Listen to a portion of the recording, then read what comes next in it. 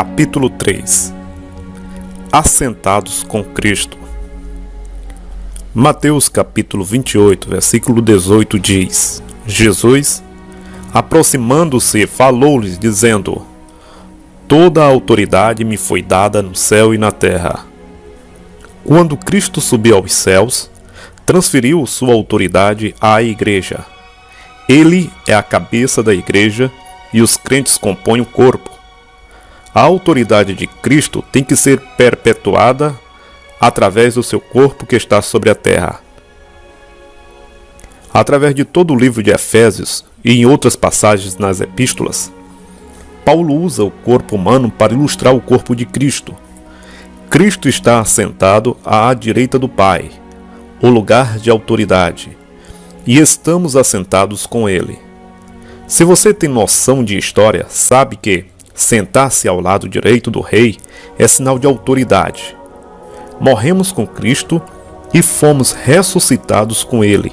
Isso não é algo que será feito por Deus no futuro. Ele já o fez. A maior obra de Deus.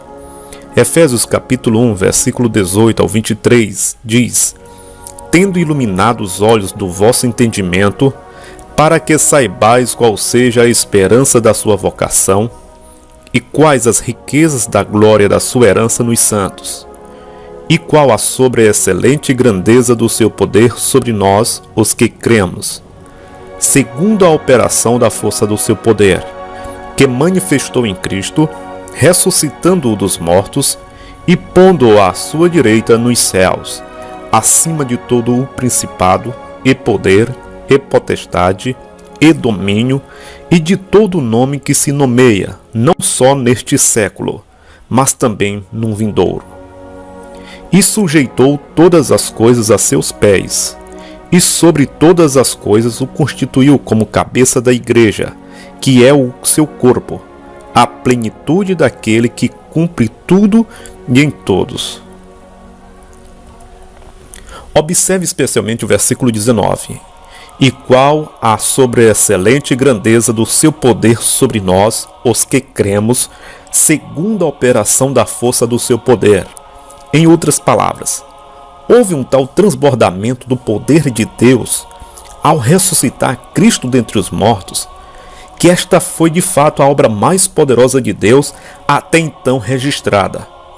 Satanás e suas hostes se opuseram à ressurreição, sendo, entretanto, confundidos e derrotados por nosso Senhor Jesus Cristo, que se levantou dentre os mortos, subiu ao céu e agora está sentado à mão direita do Pai, acima de todos eles. Lembremos-nos de Colossenses capítulo 2, versículo 15. E despojando os principados e as potestades, publicamente os expôs ao desprezo, triunfando sobre eles na cruz, na sua morte, sepultamento e ressurreição. Estes são os mesmos poderes demoníacos com os quais temos de lidar, mas graças a Deus, Jesus os derrotou. Outras traduções dizem, reduziu-os a nada, ou paralisou-os. Nos tempos antigos, os reis vitoriosos, trazendo consigo os cativos, desfilavam mostrando-os publicamente. Jesus fez isso com o diabo, expondo-o diante dos três mundos, céu, inferno e terra, depois de o derrotar. Deus nos deu esse relato nas Escrituras de modo que nós, aqui neste mundo, soubéssemos o que acontecera. Deus quer que tenhamos conhecimento do que aconteceu na morte, sepultamento e ressurreição e tomada de posição de Jesus no trono. Deus quer que saibamos o lugar que Ele deu a Cristo, acima de todo principado, e potestade, e poder, e domínio, e de todo nome que se possa referir. Efésios capítulo 1, versículo 21. A fonte de nossa autoridade. A fonte de nossa autoridade se encontra nessa ressurreição e exaltação de Cristo por Deus. Veja no versículo 18 que o Espírito Santo, por meio de Paulo, ora para que os olhos dos efésios possam ser abertos, seus espíritos, para estas verdades. Ele queria que todas as igrejas, todos os crentes, fossem iluminados. A autoridade do crente, entretanto, não é levada em consideração por muitos cristãos. De fato, a maioria das igrejas nem mesmo sabe que o crente possui tal autoridade. Você nunca vai entender a autoridade do crente apenas pelo intelecto. É necessário que haja revelação espiritual. Você deve crer nela pela fé. Efésios capítulo 2, versículo 1 e 7 diz: E vos vivificou, estando vós mortos em ofensas e pecado, em que noutro tempo andaste, segundo o curso deste mundo, segundo o príncipe da potestade do ar, do espírito que agora opera nos filhos da desobediência, entre os quais todos nós também antes andávamos nos desejos da nossa carne, fazendo a vontade da carne e dos pensamentos, e éramos por natureza filhos da ira, como os outros homens. Mas Deus, que é riquíssimo em misericórdia, pelo seu muito amor com que nos amou, estando nós ainda mortos em nossas ofensas, nos vivificou juntamente com Cristo. Pela graça sois salvos, e nos ressuscitou juntamente com Ele, e nos fez assentar nos lugares celestiais em Cristo Jesus, para mostrar nos séculos vindouros as abundantes riquezas da sua graça, pela sua benignidade para conosco em Cristo Jesus. No versículo 1 lemos: Ele vos deu vida, estando vós mortos nos vossos delitos e pecados. Aqui o Espírito Santo está dizendo através de Paulo, de acordo com a atuação da força do seu poder, quando ele ressuscitou a Jesus dentre os mortos, e a você, quando você estava morto. Veja o mesmo verbo em Efésios capítulo 1, versículo 20, que expressa a revivificação de Cristo dentre os mortos. Expressa a revivificação de seu povo em Efésios capítulo 2, versículo 1. Em outras palavras, o ato de Deus que levantou a Cristo dentre os mortos também levantou o seu corpo. Na mente de Deus, quando Jesus ressuscitou, nós também fomos ressuscitados dentre os mortos. Já no capítulo 2 lemos: Estando nós mortos em nossos delitos, Ele nos deu vida juntamente com Cristo, e juntamente com Ele nos ressuscitou e nos fez assentar nos lugares celestiais em Cristo. Versículo 5 e versículo 6. Esta passagem trata da concessão dessa autoridade. Note que a cabeça, Cristo, e o corpo, a igreja, foram ressuscitados juntos. Além disso, esta autoridade não foi conferida somente à cabeça, mas também ao corpo, pois a cabeça e o corpo são um. Quando se pensa numa pessoa, pensa-se na cabeça e no corpo como um todo.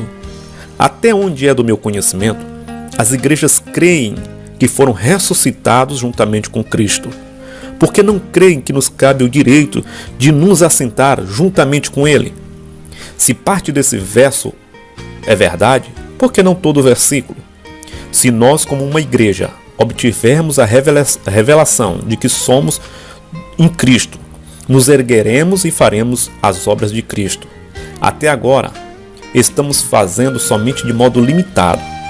Quando percebemos que a autoridade que pertence a Cristo também pertence aos membros individuais do corpo de Cristo e está à disposição de todos nós, nossas vidas serão revolucionadas. 1 Coríntios capítulo 12, versículo 12, versículo 14 e versículo 27 diz: Porque assim como o corpo é um e tem muitos membros, todos os membros, sendo muitos, constituem um só corpo, assim também com respeito a Cristo. Somos Cristo. Ele é chamado corpo, que é a igreja, Cristo. Pois em um só Espírito todos nós fomos batizados em um corpo, quer judeus, quer gregos, quer escravos, quer livres, e a todos nós foi dado beber de um só Espírito. Porque também um corpo não é um só membro, mas muitos. Ora, vós sois o corpo de Cristo e individualmente membros desse corpo. Louvado seja o nome do Senhor. Somos o corpo de Cristo. 2 Coríntios 6, 14 e 15 diz: Não vos prendais a um jugo desigual com os infiéis, porque que sociedade tem a justiça com a injustiça? E que comunhão tem a luz com as trevas? E que concórdia há entre Cristo e Belial? Ou que parte tem o fiel com o infiel? O crente é chamado de justiça e o incrédulo é chamado de iniquidade. O crente é chamado de luz e o incrédulo trevas. O crente é chamado de Cristo e o incrédulo Belial. Assentados com Cristo. 1 Coríntios capítulo 6, 17 diz: mas aquele que se une ao Senhor é um espírito com Ele. Somos um com Cristo. Somos Cristo. Estamos sentados à destra da majestade nas alturas. Todas as coisas foram postas debaixo de nossos pés. Nosso problema é que temos pregado uma religião de cruz, sendo que precisamos pregar uma religião de trono. Quero dizer com isso que muitos pensam que o que deles se espera é que permaneçamos na cruz, ou permaneçam na cruz. Alguns receberam o batismo com o Espírito Santo, voltaram para a cruz, e aí têm permanecido desde então. Cantamos, junto à cruz, junto à cruz. Sim, precisamos vir até a cruz para a nossa salvação, mas não temos que permanecer lá. Prossigamos para o Pentecoste, a ascensão e o trono. Na verdade, a cruz é um lugar de derrota, ao passo que a ressurreição é um lugar de triunfo. Quando se prega a cruz, está se pregando morte e deixa-se o povo na morte. Morremos, sim, mas ressuscitamos com Cristo. Estamos assentados com Ele. Essa é a nossa posição atual. Estamos assentados com Cristo no lugar de autoridade, nos lugares celestiais. Muitos crentes ignoram completamente a autoridade daquele que crê. De fato, eles não creem que tenhamos alguma autoridade.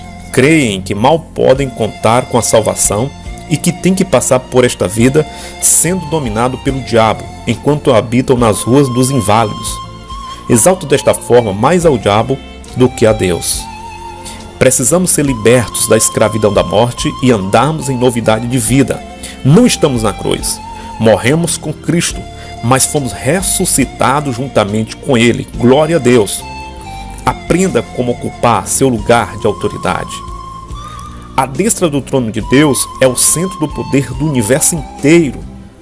O exército do poder do trono o exercício do poder do trono foi entregue ao Senhor ressuscitado.